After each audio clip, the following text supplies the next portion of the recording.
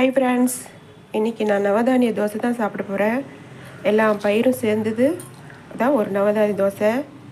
இதை நைட்டே நான் ஊற வச்சு எடுத்துக்கிட்டேன். அரிசி, கொள்ளு, மூக்கடலை, காராமணி எல்லாம் இருக்குது.